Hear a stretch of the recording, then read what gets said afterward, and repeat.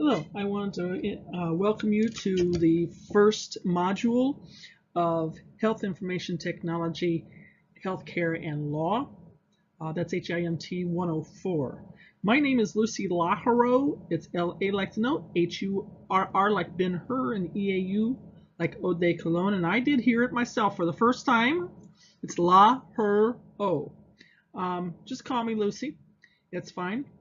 We're going to have several things going on this semester. One of them that I wanted to tell you about, and you'll see a video at the bottom or at the last two slides of this presentation about the medical law book. Go ahead and review those two videos. The first one will give you a little more detail on what we're talking about. The second one will show you an example of one of the other students that handed theirs in. Basically what I'm looking at is a law book that you can take with you. So it will be a toolkit. I have had other students that have used this law book in their own profession, and they have kept it up to date as well. I've got one actually in one of the facilities. She's one of the coders in one of the facilities, and she keeps this one updated for the coding issues. She sat for a while. She said she hated it. She said she sat for a while as the release of information officer, and she didn't care for it at all. It was hard. That's what she told me. So it is. It's not easy, but keeping these up to date will help you. So we're going to start with 101 United States legal system, and that's what this presentation should help you with.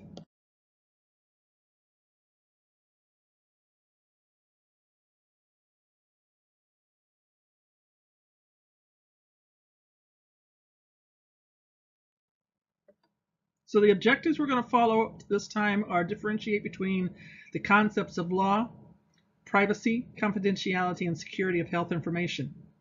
Discussing why protecting the privacy and confidentiality of health information is a challenge for health information management and for informatics professionals.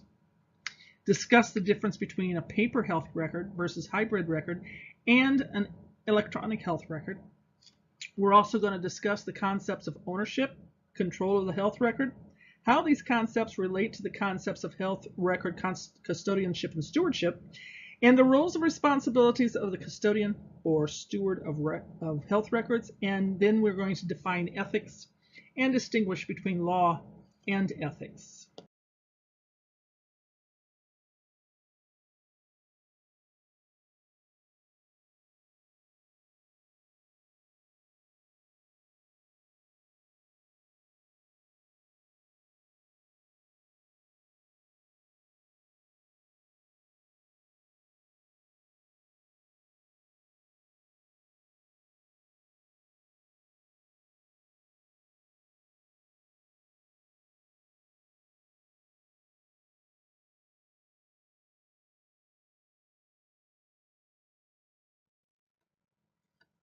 Let's discuss the idea of what the definition of law is. It's actually the governing rules that's designed to protect citizens living in a civilized society. It also establishes the order, provides parameters for conduct, defines rights and obligations of the government, and the rights and obligations of its citizens. It's a way of controlling behavior that threatens public safety, and it sets the penalties for disobedience. Now, there are actually two types of law, and that's public and private. In public law, this is laws that involve the federal, state, and local governments, and it defines, it regulates, and it enforces rights and duties among individuals and businesses as related to the government. Now, with private laws, these are the rules and principles that define rights and duties among the individuals and private businesses.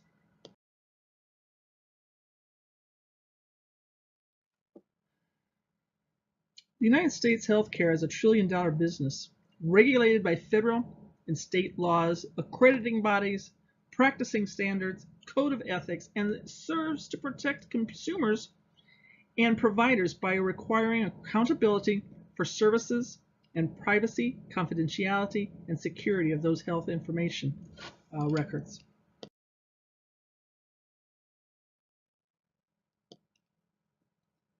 Health information then is the data that's generated and collected as a result of delivering health care to a patient. That's the footprint that each one of us literally makes every time we gain access to any of our health care. Then the uses of that health information then is primary use, that's clinical care. We have secondary uses then, which are public health reporting, population health management, third-party reimbursement, quality improvement, patient safety, and it's actually also used as in legal cases in which conflict arises and resolutions sought through a court system.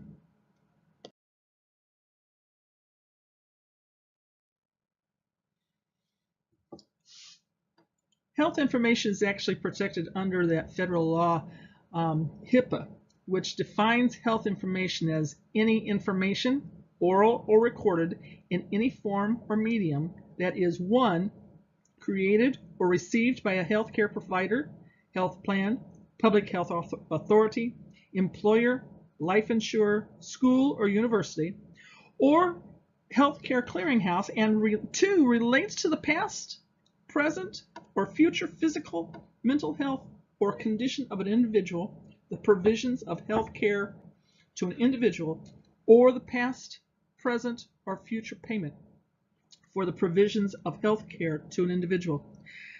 I'm going to stop for just a second because this is one of the first places you might want to stop and sit down and look up. So if you might wish to turn off the recording, go out and pull 45 CFR 160.103 and review that. Literally, I would go out and pull it, make it into a PDF file. This will be one of the first laws that you actually put in your healthcare law book.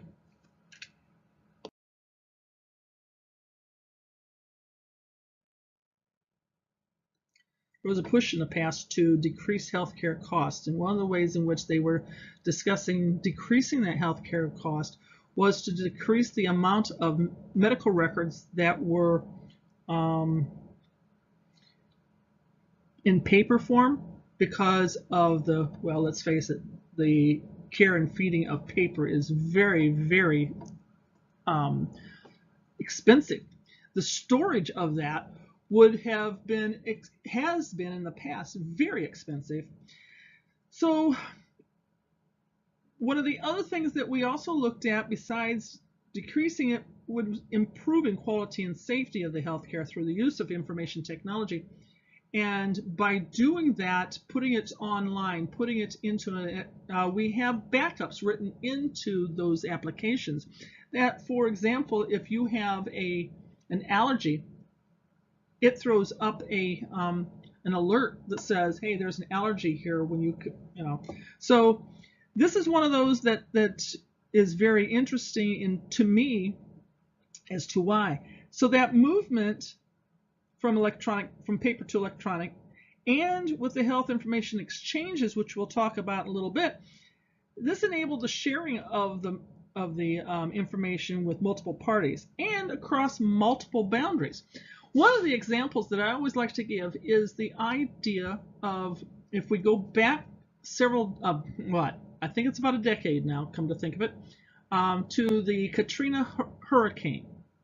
And as we go out and look at that, it wasn't just water, it wasn't just the debris of buildings and, unfortunately, bodies that hit New Orleans, but New Orleans also got hit by a snowstorm of records, medical records in particular. And when it was all over, said and done with, all the folks that had been moved out beforehand and all the folks that were still there and were being moved out after the hurricane didn't have their medical records with them. How were they going to prove that they had high blood pressure, diabetes, they were in need of dialysis? And one of the ways that they did that was by the fact that there were big box pharmacies and big box dialysis facilities. Those places literally had connected to each one. So we're talking about places like Walmart. We're talking about places like Walgreens, CVS, and maybe Fresenius. These big box stores literally had those records. They were able to give the patient a few day medication or do at least one dialysis so that the patient could literally survive until they got back to a doctor, found a doctor in the new area, so that they could go ahead and get their medical records, or excuse me, get their medications that they needed. So if you stop and think about it, this is just one of the many reasons why we went to electronic health records.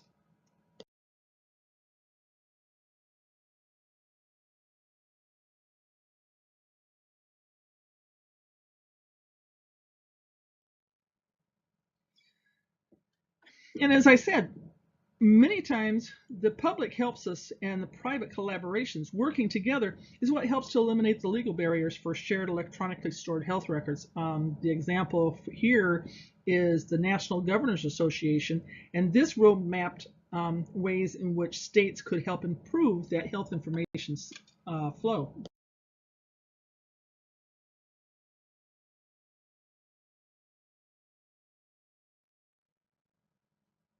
Let's define what a health medical record is.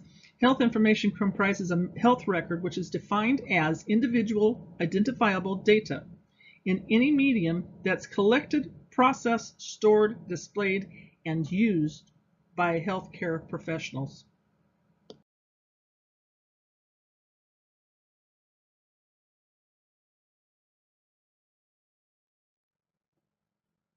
There are multiple types of health records, and they might be the hybrid record, which consists of both paper and electronic records and media, such as film, video, imaging systems, and then it uses both the manual and electronic processes for storage. Data in the record may be handwritten, direct voice entry captured in a word processing system, or from provider wireless devices such as handheld personal computers. We have the electronic health record, and its electronic health record is of health-related information on an individual that conforms to nationally recognized interoperability standards and can be created, managed, and consulted by authorized clinicians and staff across more than one healthcare organization. Now, that's a definition from the National Alliance for Health Information Technology, NAHIT. Now, I also found another way of saying it: the electronic medical record is a systemized collection of patient and population electronically stored health information in a digital form. And the records may also be shared across different healthcare settings. Now, I will tell you right now, electronic health record versus electronic medical record, to me, is the same. Then we have the personal health record, which is electronic record of health-related information on an individual that conforms to nationally recognized interoperability standards. It can be drawn from multiple sources while being managed, shared, and controlled by the individual. Again, that's a definition from the NAHIT. One of the things I liked about the personal health record, those are the ones that you can actually get onto online, and we can use those literally to go out and check to make sure that our health record is actually correct. And we can also call the doctors and say, hey, there's a spot on here I need explained because I don't understand what this medical lab states. So yeah, there's a couple different reasons for those. Okay, so let's go on to some more laws.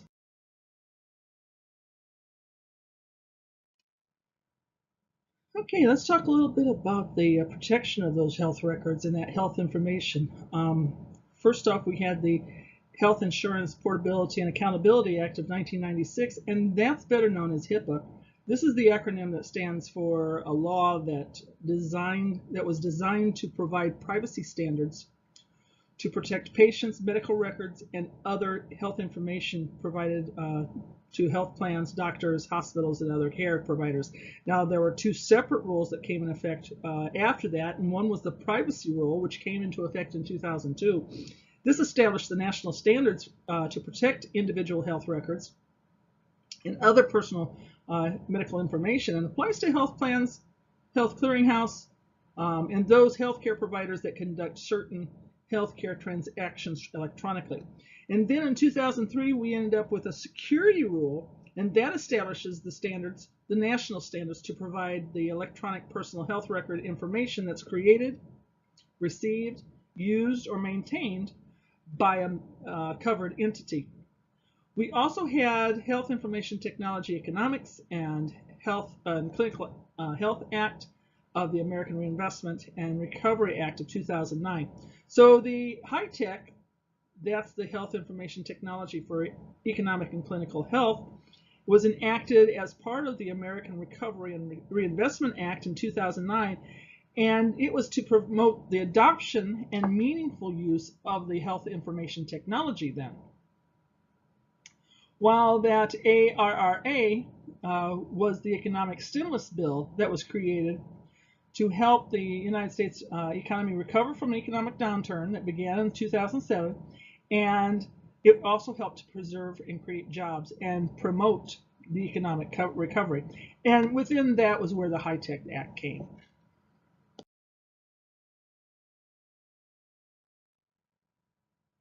Over the next few slides, we're going to be reviewing what the definitions of confidentiality, privacy, and security is.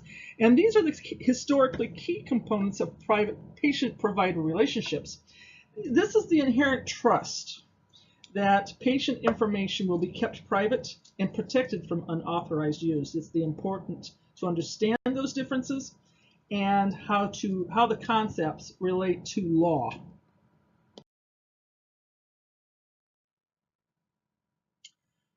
Okay, so quite simply, privacy is a social value, and that value is the right to be left alone. Now, the true definition is that privacy is a right of individuals to be left alone and to be protected against physical or psychological invasion or the misuse of their property. It includes freedom from intrusion or observation into one's private affairs, the right to maintain control over certain personal information, and the freedom to act without outside interference. And that's from the ASTM in 2010.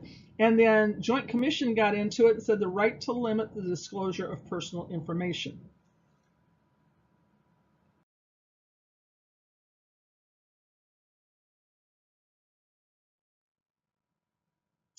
Let's talk about the definition of confidentiality, and this results from sharing private thoughts with someone else in confidence. So the definitions are status accorded to data or information indicating that it is sensitive for some reason and therefore it needs to be protected against theft, disclosure, or improper use, or both, and must be disseminated only to those authorized individuals or organizations that actually have a need to know. Again, ASTM 2010. Protection of data or information from being made available or disclosed to an unauthorized person or processes, and this is from the Joint Commission in 2016. Now, privileged communication is seen as confidentiality as recognized by law, stems from a relationship where information is shared between two parties such as the attorney and client, clergy and parishioner, husband and wife, or physician and patient. And the information or communication shared in these relationships is considered privileged. Confidentiality obliges healthcare providers, individuals, and organizations to protect patient information.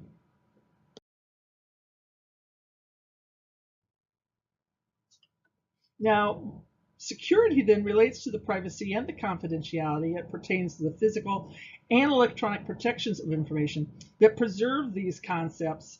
And so the definition from the Joint Commission is prevent unauthorized access, use, disclosure, modification, or destruction of information, or interference with system operations in an information system.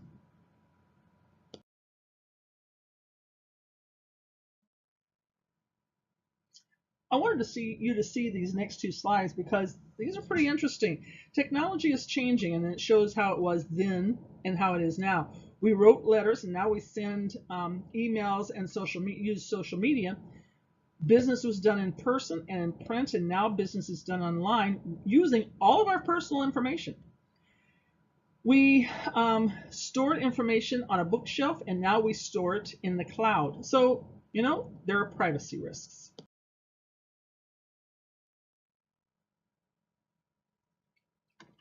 All right, let's talk about one of the standard folks that are making some of our standards, and this is the ASTM. They are the American Society for Testing Materials.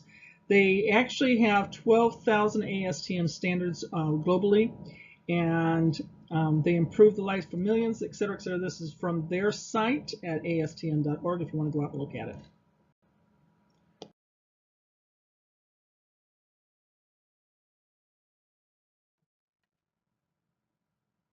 Data security is defined as the result of effective data protection measures, the sum of measures that safeguard data and computer programs from undesired occurrences and exposure to accidental or intentional access or disclosure to unauthorized persons or a combination thereof, accidental or malicious alteration, unauthorized copying, or loss by theft or destruction by hardware failures, software deficiencies, operating mistakes, physical damage by fire, water, smoke, excessive temperatures, electrical failure, sabotage, or a combination thereof. Data security exists when data are protected from accidental or intentional disclosure to unauthorized persons and from unauthorized or accidental alterations.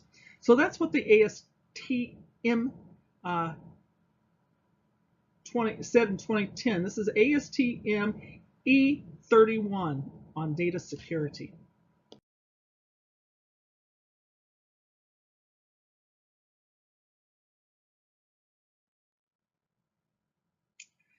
System security is defined as the totality of safeguards, including hardware, software, personnel policies, information practice policies, disaster preparedness, and oversight of these components. Security protects both the system and the information contained within from unauthorized access, from without, and from misuse within. Security enables the entity or system to protect the confidential information it stores from unauthorized access, disclosure, or misuse, thereby protecting the privacy of the individual who are the subject of the stored information. So you can see ASTM has actually set up what they think their policy should be in regards to both privacy and the security of a system.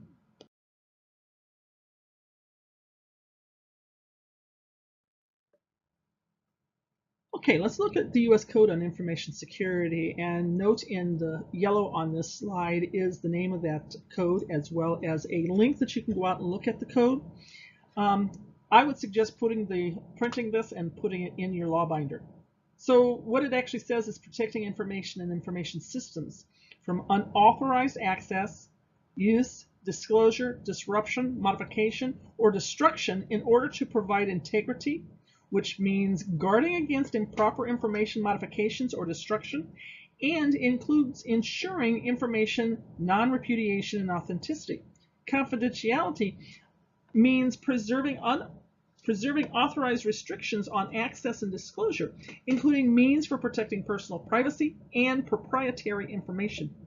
Availability actually means ensuring timely and reliable access to and use of information.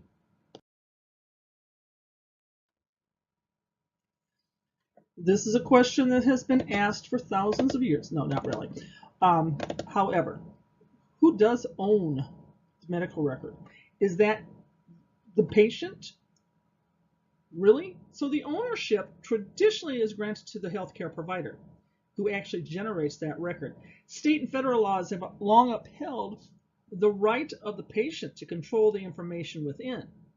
So if you look at the HIPAA privacy rules, 45 CFR 16.524-526, this grants a patient the right to access, view, copy, or amend the record. Ownership, however, does not permit providers to share or sell patient-identifiable medical information as they wish. And then the custodian is that individual who's been designated as having the responsibility for the care, the custody, control, and proper safekeeping and disclosure of health records for such persons or institutions that prepare and maintain those health records. And that's from HIMA in 2010. Now, one of the biggest roles then of the role of custodian would be gatekeeper between the outside world and the true owners and custodians of that health record.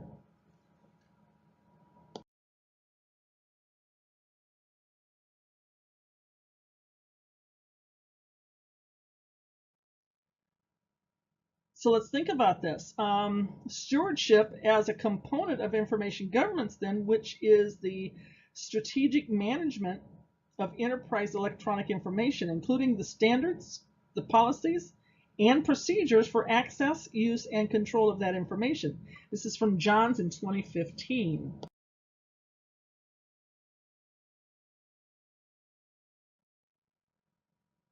The role of the steward requires leadership. It requires responsibility and governance to ensure consistent application of and compliance with the policies across the board of organization-wide distribution of information systems.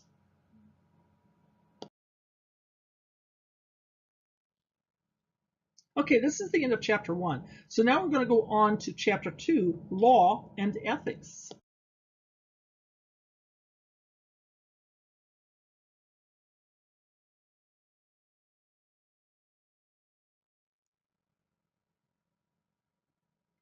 I've always wondered what law was. We're going to follow law, ethics, the moral values, applied ethics such as medical and professional ethics, and then we're going to talk some about the bioethics.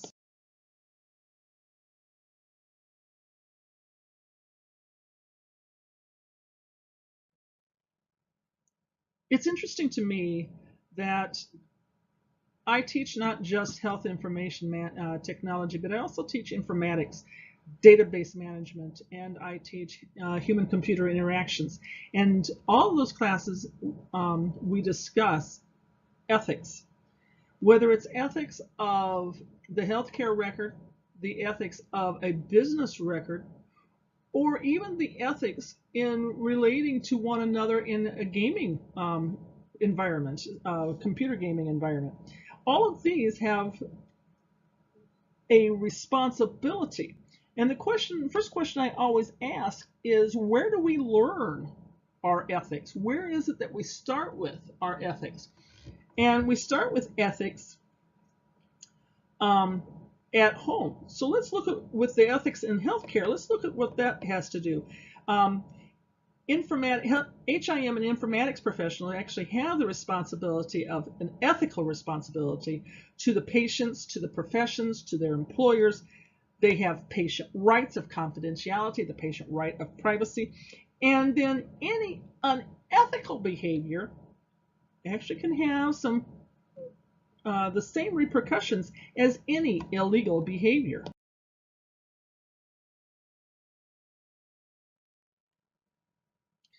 Now, the book actually went out and did a little bit of research and theory, and it came up with two different kinds of theories, ethical theories. One is utilitarianism, and this is the best option in any decision based on which choice provides greatest advantage or benefits to the greatest number of people. The old Star Trek idea of the needs of the many outweigh the few or the one. On the other hand, deontology is duty-based. Individuals should be ethical because it's their duty to be ethical.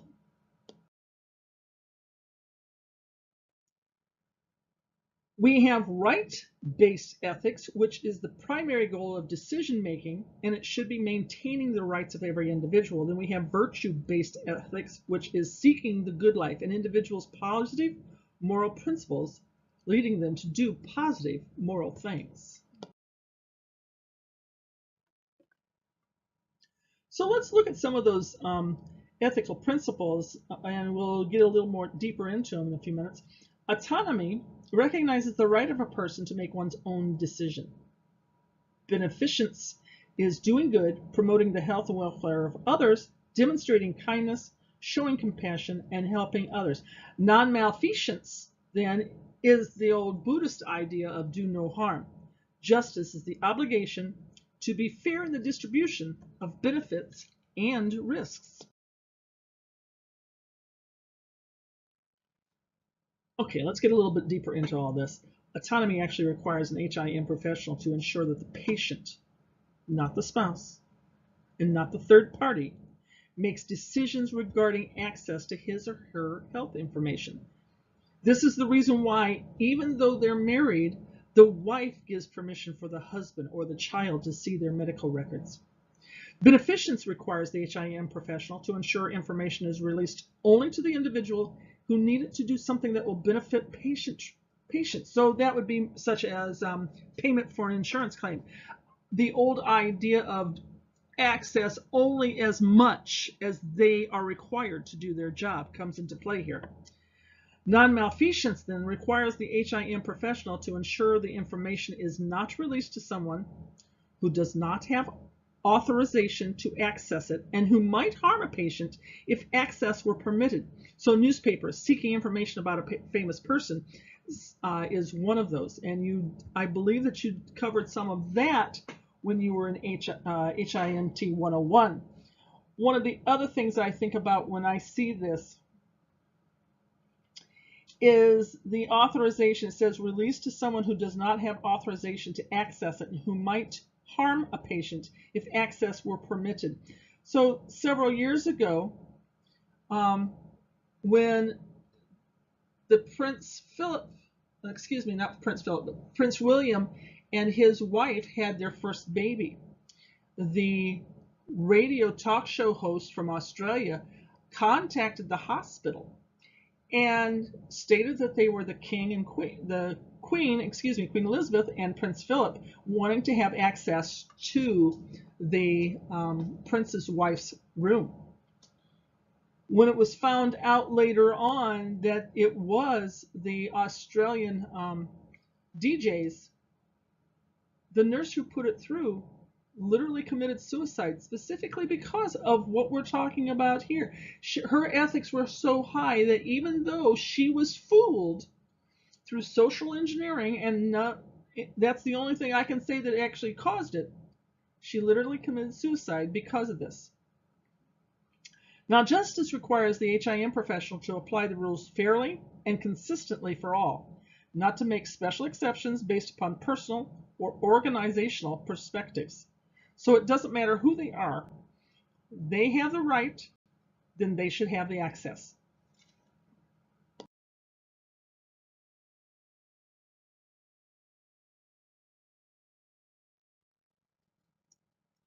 I actually like this slide because it came out professionalism versus conflict of interest. And the qualities that characterize a particular profession can actually change based on age, education, position, work setting, and that's professionalism. So the conflict of interest arises between personal interests and official responsibilities or duties. It often happens when an individual has power to make decisions involving finances or even the opportunity for financial gain.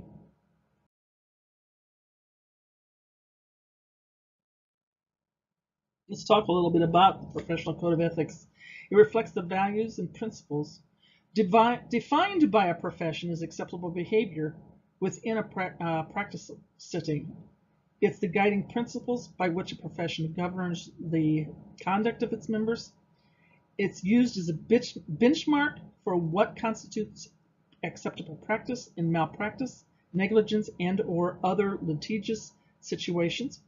And it's the dynamic that they change as societal and practice expectations change.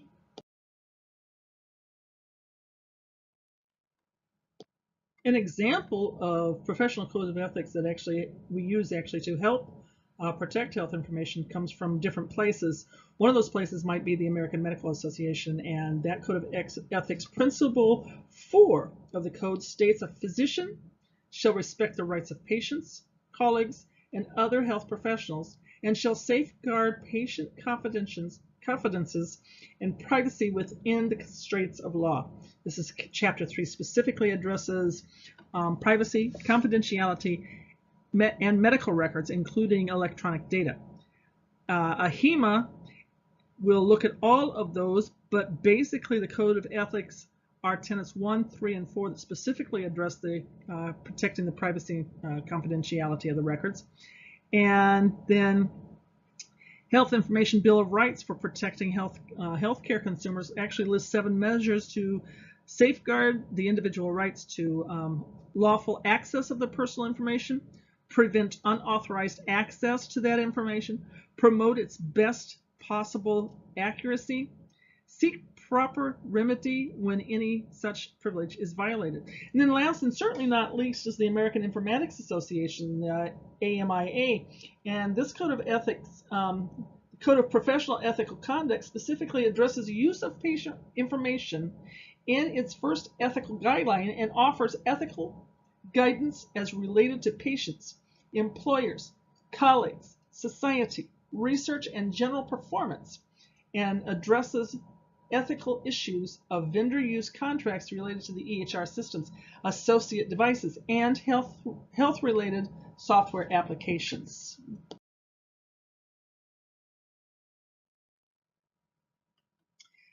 The next 3 slides, this one and the next 2, are actually going to describe what each one of those ethics are, the Code of Ethics are for HIMA. You've seen these before.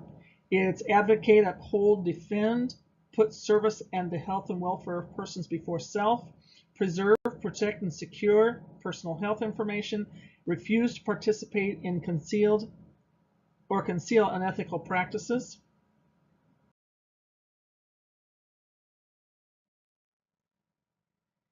Advance health information management knowledge and practice, recruit and mentor students, represent the profession in a public manner, perform honorable health information management association responsibilities, state truthfully and accurately one's credentials, facilitate interdisciplinary collaboration, and respect the inherent dignity and worth of every person. So as you can see throughout this, it does talk about how we should behave. In regards to records then, as we saw in the previous slides, I believe it was 1, 3, and 4 literally talk about taking care of protecting the records. So looking at that, we end up having to have an ethics committee, and that ethics committee actually helps to provide a standardized approach to ethical decision making in healthcare organizations. It's the members analyze ethical decisions and make recommendations, and then they take into consideration the mission and vision of the healthcare organization, as well as any applicable laws and regulations.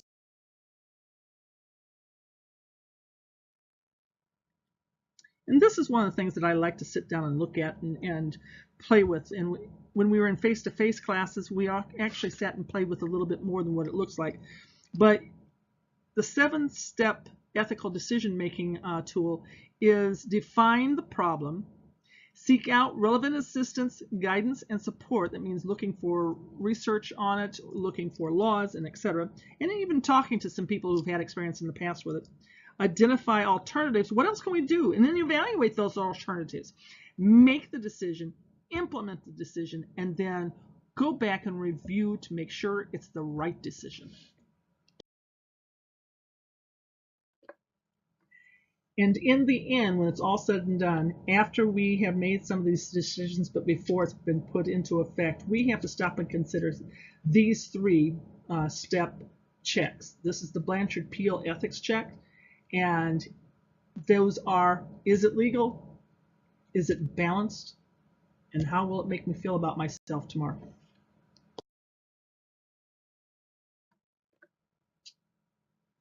Okay, so when ethical issues arise as a result of advancements in technology leading to disease detection, medication interventions, and enhanced treatments, we often have a debate as the fields of biology and technology actually intertwine. Dilemmas often are seen in the beginning and in the end stage of treatment.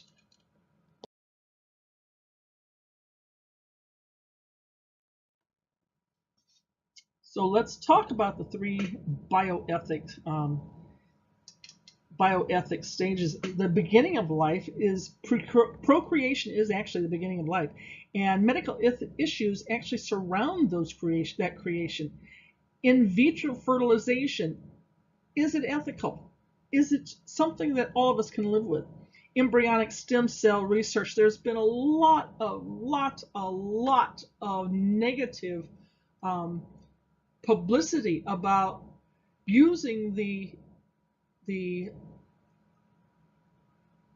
unborn child that's been aborted or whatever in regards to embryonic stem cell research, but other pieces can be used. And it doesn't matter whether it's human or animal. And then we also have contraception and sterilization. When, where, why, how is it appropriate? Who has the right to say? Who has the right to govern? What are the ethics of this? And the only thing I can really say is each according to their own. The end of life also comes up with the same ideas. Terminal patients who wish to forego the treatment. Who has the right to say whether or not that patient has the right to say no to what we may consider life-preserving? We also have hospice care, and this is the palliative care that helps to make terminal patients more comfortable until they're in, no matter what they had decided. Euthanasia is another one. And again, it's according to each their own. Who has the right to say, I am happy with my life, no disease, there is no cure for the disease that I have. Therefore, instead of waiting until the end where everyone is going to be charged more money, I'm going to be a greater burden, no matter what we think on the other hand, who has the right to say that? And shouldn't it be done before? So we also talk about the conflict of patients' wishes and their family or loved ones' wishes. So I've known of a lot of people who came in and they signed a living will, but their family said, but we don't want her to go. And the family members stayed for many years, cost many millions of dollars to support that poor person. And all that was left there was the body. Let's talk a little bit about genetics. And technology advanced the discovery of genetic code. Research focuses upon identification of diseases at the genetic level. Gene testing, gene therapy actually can ethically challenge patients and families.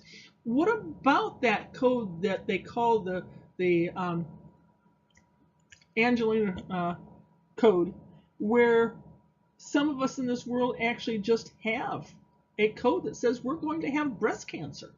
So some of the women have said, well, then just take the breasts, because this is their way of thinking about it. Is that ethical for that doctor to take perfectly healthy breasts from a perfectly healthy adult woman? Again, each their own. Production of more genetic information requires additional protection of that specific data.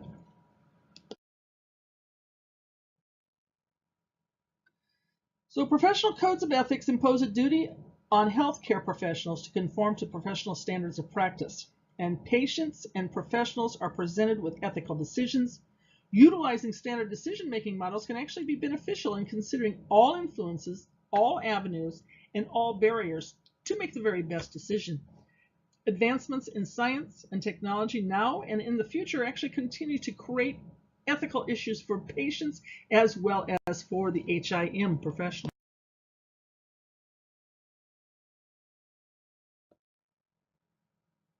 This is the end of Module 1's lecture. I would like for you to continue on to the next two slides. They will discuss the law binder and what I expect to see out of it. The first one will actually give you a little more overview. The second one will just show you the idea of what I have in mind. Thank you.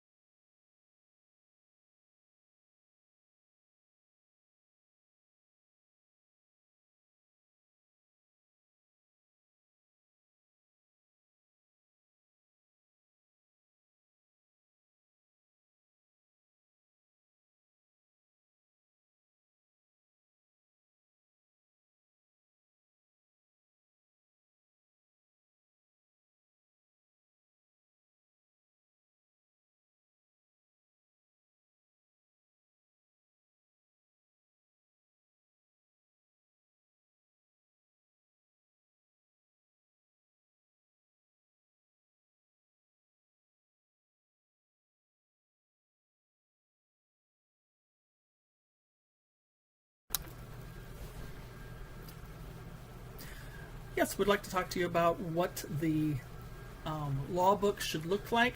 Within that law book, you should every week be looking up and printing off and either making binder holes or putting it into sheet protectors and then putting it into a binder. And what I would like to see in there are things such as the law that you were told to look up for that week. And you'll find those laws, which ones you're supposed to look at, in the PowerPoints. You'll also find the laws, several of those laws, at the end of each chapter that you're supposed to be reading in the book. You might also find some of the laws in some of the videos and article sections of the class module.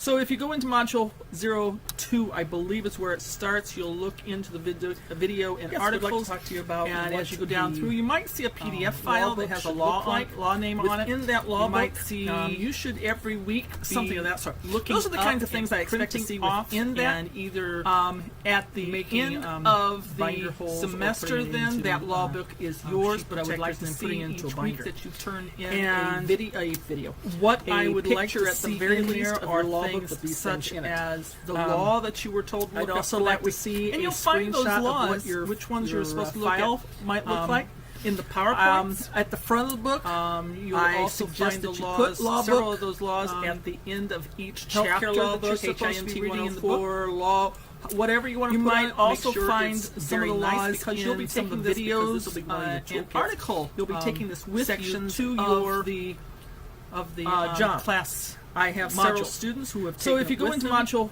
0,